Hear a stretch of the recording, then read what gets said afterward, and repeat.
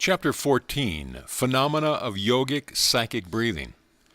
With the exception of the instructions in the Yogi Rhythmic Breathing, the majority of the exercise heretofore given in this book relate to the physical plane of effort, which, while highly important in itself, is also regarded by the yogis as in the nature of affording a substantial basis for efforts on the psychic and spiritual plane.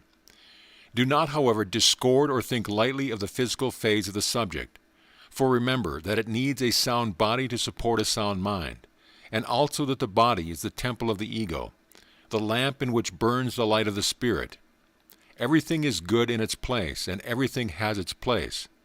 The developed man is the all-around man, who recognizes body, mind, and spirit, and renders to each its due. Neglect of either is a mistake which must be rectified sooner or later, a debt which must be repaid with interest. We will now take up the psychic phase of the yogi science of breath in the shape of a series of exercises, such exercise carrying with it its explanation. You will notice that in each exercise, rhythmic breathing is accompanied with the instructions to carry the thought of certain desired results. This mental attitude gives the will a cleared track upon which to exercise its force. We cannot, in this work, go into the subject of the power of the will, and must assume that you have some knowledge of the subject. If you have no acquaintance with the subject, you will find that the actual practice of the exercise themselves will give you a much clearer knowledge than any amount of theoretical teaching, for as the old Hindu proverb says, "He who tastes a grain of mustard seed knows more of its flavor than he who sees an elephant load of it." 1. General directions for the yogi psychic breathing. The basis of all yogi psychic breathing is the yogi rhythmic breath, instruction regarding which gave in our last chapter. In the following exercises, in order to avoid useless repetition, we will say merely, breathe rhythmically, and then give the instructions for the exercise of the psychic force, or directed willpower working in connection with the rhythmic breath vibrations. After a little practice, you will find that you will not need to count after the first rhythmic breath, as the mind will grasp the idea of time and rhythm, and you will be able to breathe rhythmically at pleasure, almost automatically. This will leave the mind clear for the sending of the psychic vibrations under the direction of the will. See the following first exercise for directions in using the will. 2. Prana distributing. Lying flat on the floor or bed, completely relaxed, with hands resting slightly over the solar plexus, over the pit of the stomach, where the ribs begin to separate. Breathe rhythmically. After the rhythm is fully established, will that each inhalation will draw in an increased supply of prana, or vital energy from the universal supply, which will be taken up by the nervous system and stored in the solar plexus. At each inhalation, will that the prana, or vital energy, is being distributed all over the body, to each organ and part, to every muscle, cell, and atom, to nerve, artery, and vein, from the top of your head to the soles of your feet, invigorating, strengthening, and stimulating every nerve, recharging every nerve center, sending energy, force, and strength all over the system. While exercising the will, try to form a mental picture of the inrushing prana, coming in through the lungs and being taken up at once by the solar plexus, then with the exhaling effort being sent to all parts of the system, down to the fingertips and down to the toes. It is not necessary to use the will with an effort, simply commanding that which you wish to produce and then making the mental picture of it is all that is necessary. Calm command with the mental picture is far better than forcible willing, which only dissipates force needlessly. The above exercise is most helpful and gratefully refreshes and strengthens the nervous system and produces a restful feeling all over the body. It is especially beneficial in cases where one is tired or feels a lack of energy. 3. Inhibiting pain.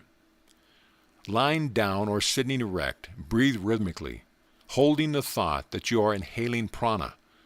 Then when you exhale, send the prana to the painful part to reestablish the circulation and nerve current. Then inhale more prana for the purpose of driving out the painful condition. Then exhale, holding the thought that you are driving out the pain. Alternate the two above mental commands, and with one exhalation stimulate the part, and with the next drive out the pain. Keep this up for 7 breaths. Then practice the cleansing breath and rest a while. Then try it again until relief comes, which will be before long. Many pains will be found to be relieved before the 7 breaths are finished. If the hand is placed over the painful part, you may get quicker results.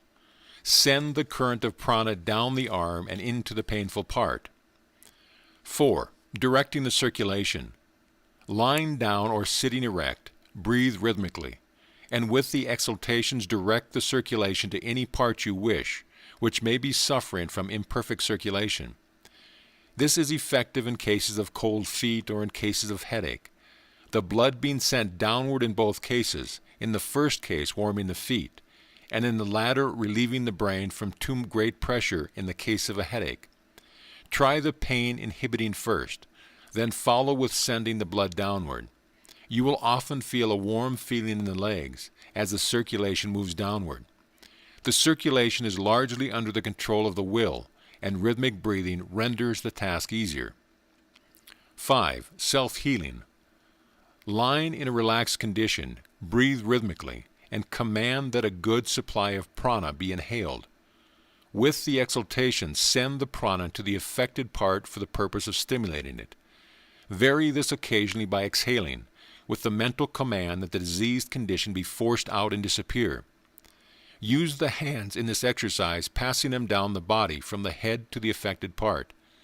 In using the hands in healing yourself or others, always hold the mental image that the prana is flowing down the arm and through the fingertips into the body, thus reaching the affected part and healing it.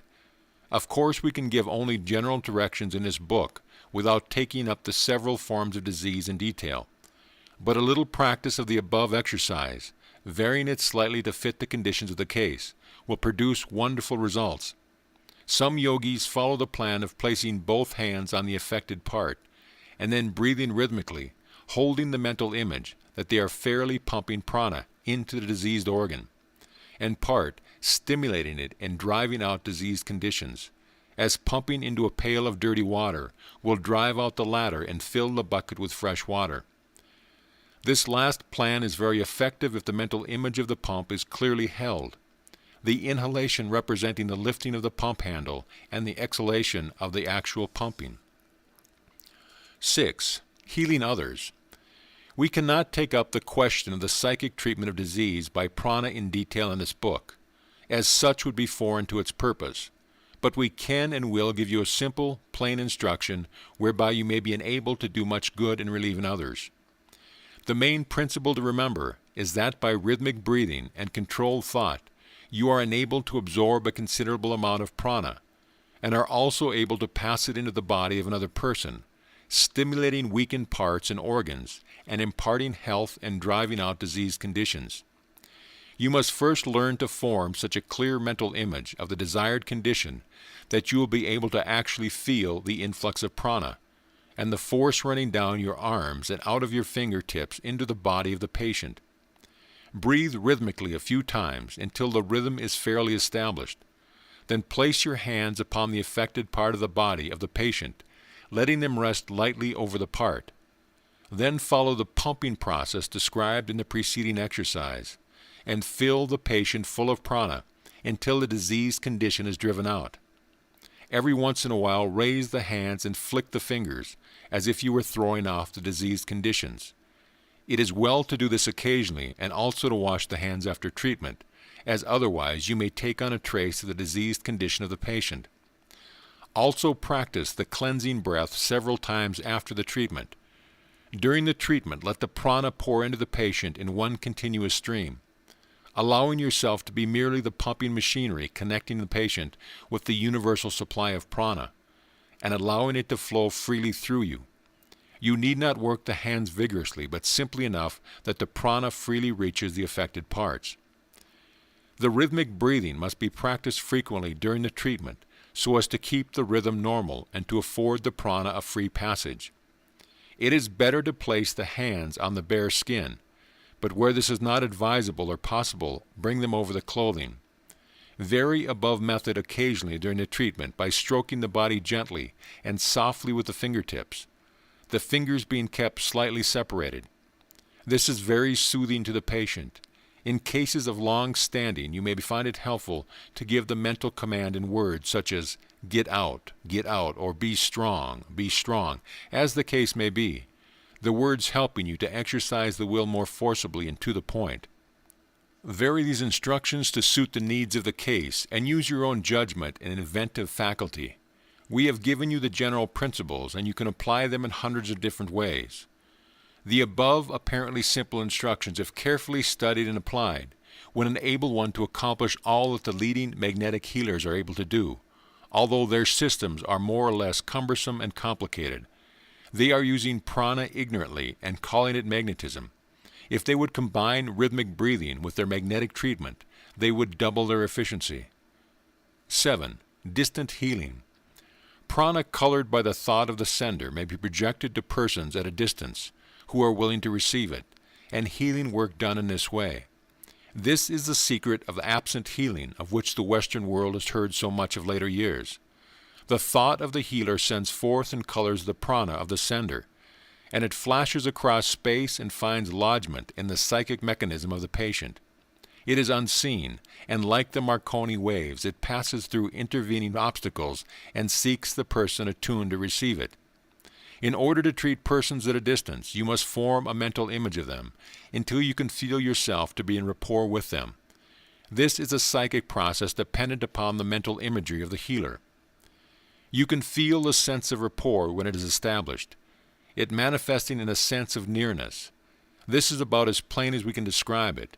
It may be acquired by a little practice, and some will get it at the first trial. When rapport is established, say mentally to the distant patient, I am sending you a supply of vital force or power, which will invigorate you and heal you. Then picture the prana as leaving your mind with each exhalation of rhythmic breath, and traveling across space instantaneously, and reaching the patient and healing him. It is not necessary to fix certain hours for treatment, although you may do so if you wish. The receptive condition of the patient, as he is expecting and opening himself up to your psychic force, attunes him to receive your vibrations whenever you may send it. If you agree upon hours, let him place himself in a relaxed attitude and a receptive condition. The above is the great underlying principle of the absent treatment of the Western world. You may do these things as well as the most noted healers with a little practice. End of chapter.